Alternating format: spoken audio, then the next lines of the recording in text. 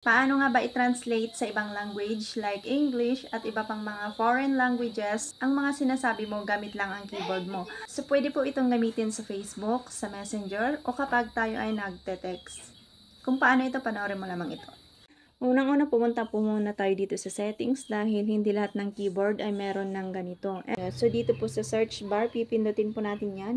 I-search po natin dito ang Gboard. Ayan, ganyan po siya. Search po natin.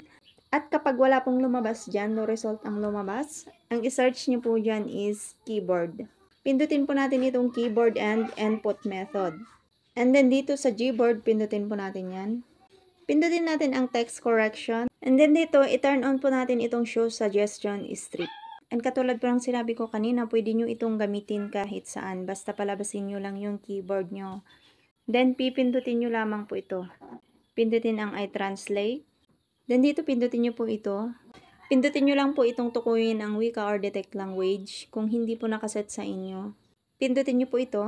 Halimbawa, gusto nyo matranslate sa English, pindutin nyo lang yung English. Kung gusto nyo naman sa French, pindutin nyo lang yan. At marami pang mga ibang foreign languages dito. And for example, dito sa English, pindutin natin yan at English ang nakalagay. And then, pumunta na po tayo dito. Pindutin nyo yan. Ayan. So, for example lamang natin ito. At ayan, makita nyo dito sa taas ay naka-translate na po siya into English.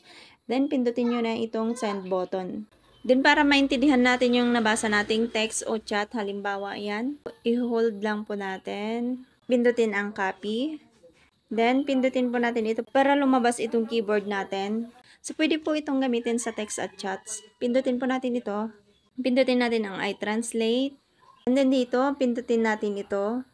Kung ano yung language na nireply po sa atin, pindutin lang po natin dito. Ayan. So, for example, yung English, pindutin English. And then dito, pindutin natin yan. Kung hindi nakalagay sa Filipino, select natin Filipino. I-hold po natin ito o i-long press po natin. Then, pag lumabas ang paste, pindutin ang paste. At makikita nyo po dito sa taas ay nakatranslate na po siya into Filipino or Tagalog. Yun lang, follow and share for more tips and tutorials.